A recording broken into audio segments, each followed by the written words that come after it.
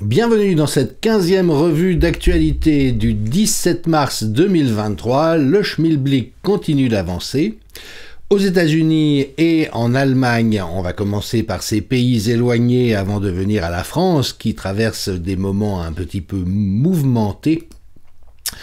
En rappelant que le Congrès poursuit ses investigations et qu'un mémo vient d'établir ce qui restera probablement comme un des plus grands mensonges de l'histoire de l'humanité, à savoir les recherches sur les gains de fonction au laboratoire de Wuhan, pilotées par l'État profond américain et ses différentes agences. Donc voilà, comme je l'ai déjà dit, sortons le popcorn, posons-nous dans nos canapés respectifs, et puis les choses vont sortir progressivement.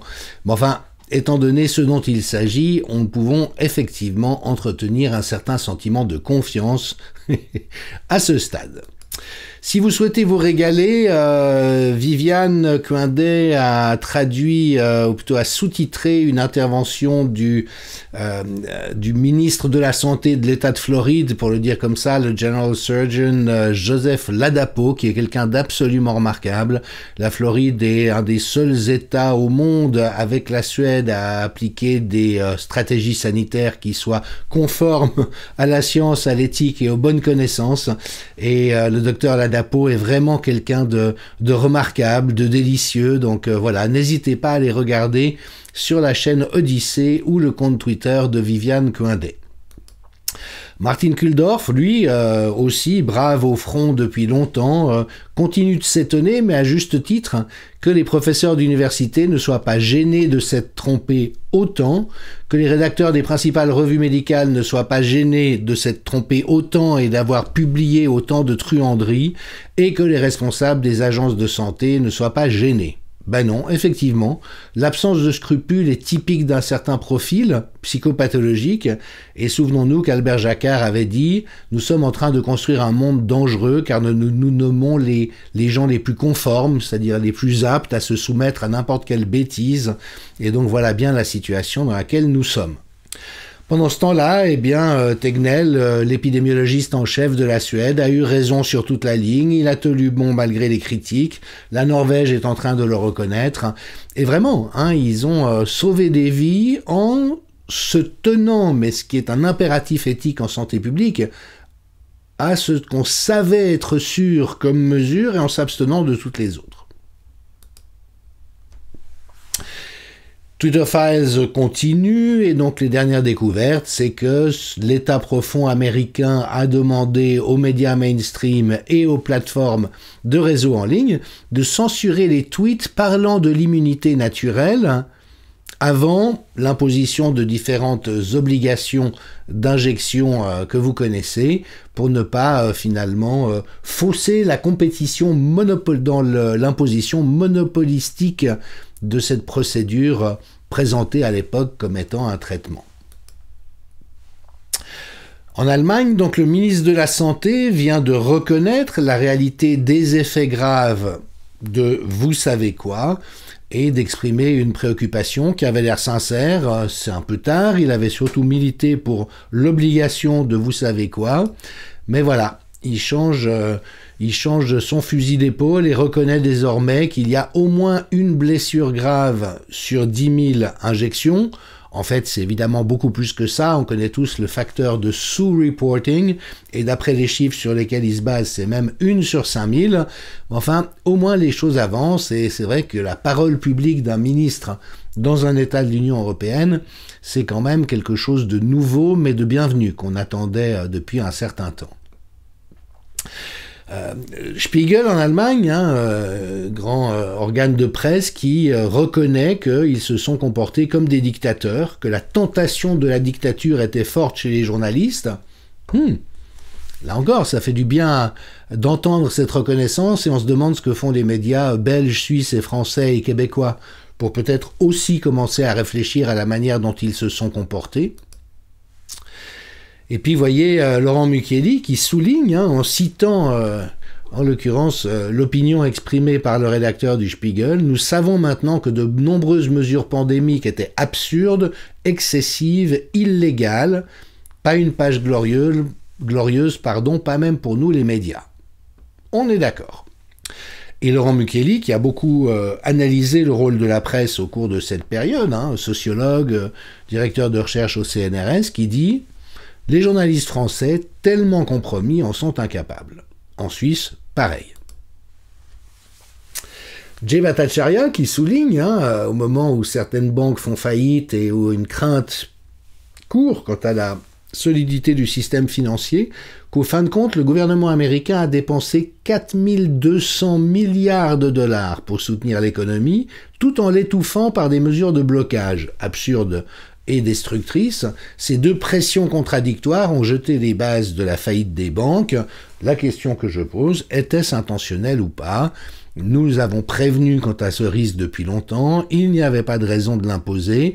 Bien sûr, les pharmas se sont sucrés au passage, mais les pharmas ne sont pas détentrices des brevets des technologies qu'elles ont développées dans certaines injections dont vous avez connaissance. Les brevets viennent des départements militaires, notamment américains. Toujours est-il que donc les piliers du covidisme s'effondrent, le virus a été créé à Wuhan, les masques n'ont pas d'utilité, l'immunité naturelle est la meilleure de toutes les immunités, donc ça remet quand même un peu l'église au milieu du village, encore faut-il que les journalistes et les politiciens en tiennent compte et acceptent d'ouvrir les yeux sur ces réalités et de se reconnaître une responsabilité vis-à-vis des collectivités. Enfin, un petit dessin censuré pour ne pas encourir les foudres de YouTube. Mais une réflexion très profonde d'Hélène Banoun. Au fond, dans toute cette histoire, les parents ont été amenés à sacrifier leurs enfants.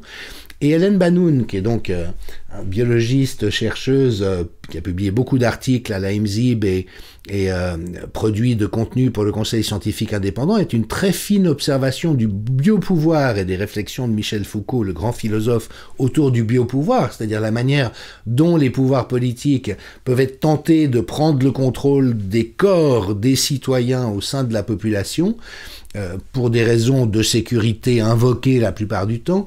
Et elle souligne que plus l'objet sacrifié est précieux, plus l'engagement envers l'idéologie est élevé, et plus il est difficile de faire marche arrière et de reconnaître à quoi on s'est livré. Faisons un petit tour par mon amie Alexandra Henrion-Caude, délicieuse, vaillante, admirable. Voilà, donc elle est passée chez Pascal Praud, comme vous le savez, sur CNews, en relevant, en citation du livre, en l'occurrence c'est Pascal Praud qui l'a lu.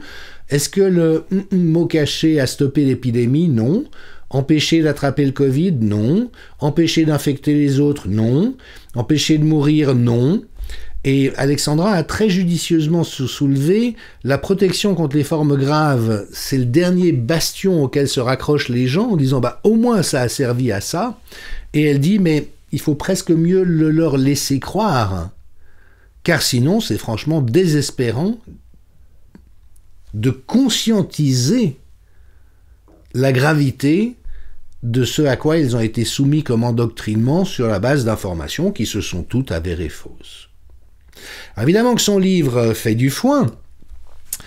Gérard Kerziek, qui est directeur médical de Doctissimo, a osé, félicitons-le, ouvrir un débat autour de ce livre en disant mais est-ce qu'il va ouvrir un débat scientifique avec un ensemble de questions qu'il a choisi de poser à un généticien du même niveau scientifique qu'Alexandra Henrion-Caude et qui a accepté de répondre de manière anonyme aux différentes questions soulevées par Alexandra et dont vous voyez la liste ici, arrivant à peu près systématiquement aux mêmes conclusions, ou en tout cas nommant la réalité de l'incertitude quant à l'utilisation immunogène de l'ARN messager, mais évidemment qu'il ne pouvait et ne peut s'exprimer qu'à titre anonyme, ce qui en soi devrait déjà faire réfléchir. Certaines doses d'ignominie, comme cela est devenu courant, donc Michel Simès qui, sur RTL, a osé dire « c'est un scandale, il faut arrêter de donner la parole aux antivax qui font un mal de fou à la médecine ». Toujours pas d'arguments, toujours des anathèmes, toujours des insultes, toujours des partis pris. Ne parlons même pas du docteur Laurent Alexandre, qui lui a osé traiter ce livre de torchon, de complotisme invraisemblable, et là encore, les amalgames, les anathèmes, je comprends qu'ils plaisent à Philippot, Orion-Côte, bien sûr, ne peut avoir comme seule intention que de réussir un coup marketing, même si elle a choisi de donner l'entier des droits d'auteur à la caisse des soignants suspendus. Et voilà, donc on est vraiment toujours dans cette malveillance extrême. Yves Pozzo di Borgo qui souligne comment est-ce que RTL a pu permettre au docteur Laurent Alexandre, simple médecin de la prostate, de dire de telles stupidités sur la prestigieuse scientifique Alexandra Orion-Cône, et ne parlons même pas de Michel Simès, le spécialiste des blagues de carabin. Et au fond, il pose une question tout à fait maïotique, en disant « Je ne comprends pas la violence des attaques contre ce livre par des personnes qui n'ont aucune compétence dans l'ARN, comme Michel Simès ou Laurent Alexandre, mais qui par contre sont liés au laboratoire. » Ce qui prouve qu'au fond, il a peut-être très bien compris, au contraire, ce dont il s'agit. Alors, penchons-nous sur le cas de la France, comme dirait Louis de Funès, et évidemment qu'on a célébré un funeste anniversaire, puisque c'était le 17 mars 2020 que le tyran qui gouverne ce pays annonçait cette phrase invraisemblable « Nous sommes en guerre ». Depuis, nous avons vécu des horreurs dans une longue descente sans fin. Il est temps que cela cesse et que les coupables soient amenés devant les tribunaux. Pas d'objection. Les Lockdown Files, bien sûr, ont révélé ce que j'ai mis en lumière à partir des analyses de santé publique, des bonnes pratiques et de la vraie science en santé publique, que dès lors que ça n'était grave qu'après 80 ans et chez les personnes obèses, il fallait se concentrer sur les plus fragiles et les dépister, les protéger, tout le reste était des gesticulations politiques. Et donc, il serait vraiment indiqué de lever le secret défense. Vous savez qu'Emmanuel Macron a constitué un conseil défense couvert par le secret pour gérer une épidémie qui, a priori, s'agit de santé, il ne s'agit pas d'opération militaire. Et donc voilà, il faut vraiment faire un inventaire de ce qui s'est passé et arrêter de couvrir tout cela par des couches de secret qui n'ont pas lieu d'être. Très belle manifestation, j'étais désolé de ne pas pouvoir m'y rendre à Lyon samedi passé, le 11 mars, où en faveur de la santé et en solidarité avec tous les soignants suspendus qui restent persécutés, ostracisés, violentés par le pouvoir en France d'une manière évidemment ignoble. Didier Raoult, qui continue de boire du petit lait, de nouveau, tout ce qu'il a dit depuis le début se confirme tranche par tranche, j'ai envie de dire. Et donc, bien sûr, il n'y a pas d'arrêt cardiaque aux doses ordinaires d'hydroxychloroquine. Ce qu'on sait, ça a été la grande propagande des mafieux pour mettre en échec les traitements précoces. Par contre, il y a des myocardites et des troubles du rythme mortels après l'injection génique, en particulier chez les adolescents et les zones jeunes, qui ne meurent pas en revanche du Covid. Et donc, cette réalité que les mesures qui nous ont été présentées comme inévitables et nécessaires étaient fausses, étaient frauduleuses, et Vincent Pavant, je l'ai déjà mentionné souvent, beaucoup de gens croient encore que le confinement, on dit oui, bon, peut-être que le virus n'était pas aussi grave qu'on l'avait cru, mais pour un virus très grave, de toute manière, c'était juste de confiner. Non, le confinement aggrave le problème épidémique. Dès lors que le virus a circulé. C'est clair que si vous confinez une île sur laquelle un premier cas d'infection au virus se produit, comme ça a été le cas en Nouvelle-Zélande, vous allez pouvoir éteindre le truc. Mais à chaque fois que vous rouvrez les frontières ou que vous déconfinez, ça repart. Donc de toute manière, c'est pas une bonne idée. Et dès lors que le virus a circulé, en fait, le confinement aggrave la diffusion du virus, et Vincent Pavant, mathématicien-chercheur à l'université d'Aix, a présenté au Conseil scientifique indépendant des travaux montrant que ça accélérait la diffusion d'un facteur 1,5. Donc ça aggrave, en français. L'Ordre des médecins, qui décidément, lui non plus, n'a peur de rien, qui rappelle « Chaque personne a le droit, avant tout examen médical touchant à son intimité, d'être informée des raisons pour lesquelles cet acte est envisagé, de son utilité et d'y consentir ou non. » Donc, je me suis demandé si c'était de là que venait l'expression « C'est l'hôpital qui se fout de la charité » et des lecteurs m'ont gentiment informé que c'est une expression lyonnaise. Il y avait l'hôpital de la charité et l'hôpital Dieu, l'hôtel Dieu, et que les deux sont entrés en conflit, et voilà. Constat tragique aussi, c'est l'observatoire des suicides, hein, les jeunes très impactés par les mesures Covid. Il faut arrêter de dire par le Covid ou par la crise sanitaire, ce sont les mesures qui ont généré cette destruction et dont on n'a absolument pas tenu compte, alors que la santé publique oblige, requiert que l'on tienne compte des effets possibles de mesures que l'on envisage de prendre. Évidemment que je renvoie à l'admirable Marie-Estelle Dupont pour toute cette analyse de la souffrance des jeunes et notamment de la surcharge des services de pédopsychiatrie. Alors la France, c'est un énorme problème d'un soi-disant Mozart de la finance, qui est en fait un Mozart de la destruction de la société et de la violence gratuite. Il recommence, évidemment, et vraiment, il donne l'impression, de nouveau dans la psychopathologie qui est la sienne et au service des intérêts qu'il sert, mais d'avoir tout fait pour organiser des soulèvements et une flambée de violence, et on se souviendra, à la lumière des Gilets jaunes, je rends hommage à cette mère, Fiorina, âgée de 20 ans, éborgnée comme tant de gens ont été mutilés, des manifestants pacifiques, des manifestants piégés dans des nasses par les forces de l'ordre, soi-disant, hein, qui vient de donner naissance à son premier enfant, mais voilà ce dont la clique au pouvoir est capable. Et le sociologue québécois, mais qui porte des analyses extrêmement pertinentes sur la situation française, Mathieu Bock-Côté, dit qu'on vit une crise de régime qui ne dit pas son nom, c'est une évidence, hélas. Et pour toutes les personnes qui disaient « Oui, Maffezoli, il est bien gentil, il dit qu'il y aura des soulèvements, mais en attendant, on les voit pas », et ben voilà, ils sont là. Et effectivement, je recommande la lecture de ce livre et de la suite, Le Temps des Peurs, qui sont vraiment des livres magnifiquement éclairants sur ce que nous vivons et avec tout cet apport de l'anthropologie de l'imaginaire qui sait justement déceler dans l'air du temps les courants souterrains qui après organisent les phénomènes sociaux que nous observons.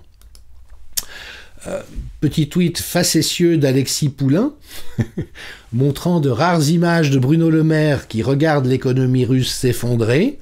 On sait que les sanctions contre la Russie ont provoqué, avec les actions américaines, l'effondrement des économies européennes. Bien joué les gars.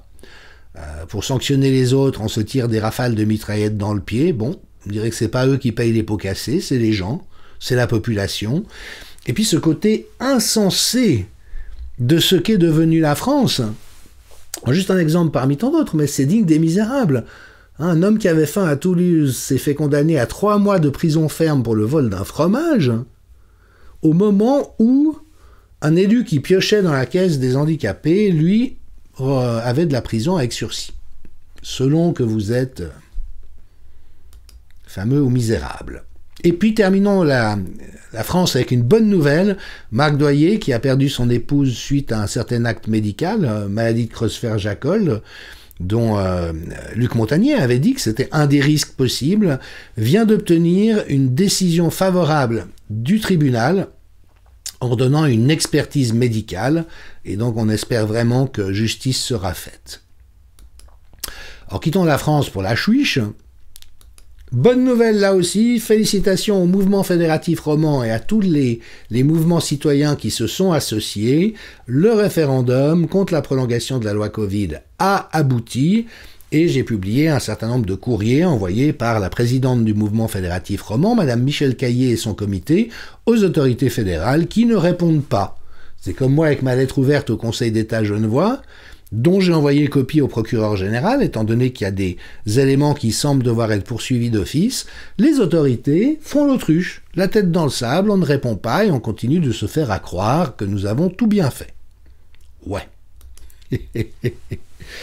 Alors cela dit, la presse puante continue de venir à la rescousse, et notamment il y a eu une manifestation à Berne pour la paix, et l'agence télégraphique suisse, donc l'agence d'État qui est un peu l'équivalent de l'agence TASS en Union soviétique, et les médias collabos, titre « Manifestation de la droite dure ».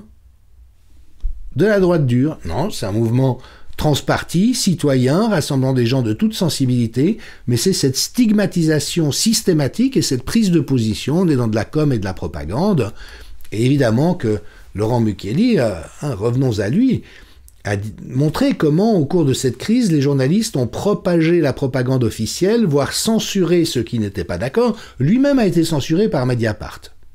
Et voilà, les journalistes ne produisent plus du savoir.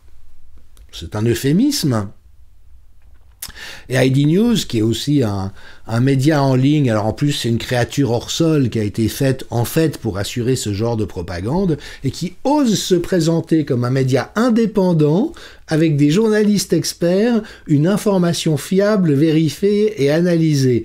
Ça c'est du foutage de gueule à la puissance X. Ils ont cautionné toutes les études les plus frauduleuses, y compris des escroqueries, en disant c'est des papiers très bien faits. Ils ont dénigré toutes les études de qualité. Et donc voilà, je veux dire, en ce qui me concerne, l'essai gratuit, c'est over my dead body, comme on dit en anglais. Et puis, le Crédit Suisse, qui donne des signes de fragilité depuis pas mal d'années, à vrai dire. Et donc, la Banque nationale suisse, qui a fait une perte record de 143 milliards de dollars en 2022, vient au secours d'une banque qui a perdu 7,8 milliards de dollars l'année dernière. On est bien barré. Ça dit, pour la Banque nationale suisse, ce sont des pertes comptables, du fait de la perte de valeur d'un certain nombre d'investissements. Ah voilà, comme toujours, pour ne pas céder au pessimisme, rions un peu. Il n'y a plus d'argent dans les caisses, en effet. Et donc le gouvernement français a claqué 180 milliards d'euros pour une gestion désastreuse de crise qui n'aurait pas eu lieu d'être. Il n'aurait pas fallu dépenser 1 euro dans le sens de ce qui a été fait. Et puis maintenant, on passe au forceps une réforme des retraites pour des montants en comparaison relativement dérisoires. Cela dit, cela n'altère pas la grandeur de la France, qui vient de choisir sa mascotte officielle pour les Jeux Olympiques à Paris. C'est de circonstance. Et puis on sait qu'il y a un gros problème avec l'enseignement, qui a été vraiment attaqué depuis des années et des années, de sorte à produire des gens qui ne soient plus capables de réfléchir les enjeux. Et donc, vous voyez, le slogan « Et du con » risque d'être mal compris par des gens qui... C'est bête, mais ça me fait rire. Et terminons par les zététiciens. J'ai trouvé cette perle, vous voyez. L'un d'entre eux qui admet, il y a quand même un début d'autocritique qui semble génériquement absent dans cette population, et donc il dit « Les gens trouvent que nous, les zététiciens, sommes en moyenne des connards prétentieux, ça serait bien qu'on s'emploie à ne pas trop leur donner raison. » Mon commentaire, à vrai dire, il est trop tard. Bonne semaine à vous, et à la semaine prochaine.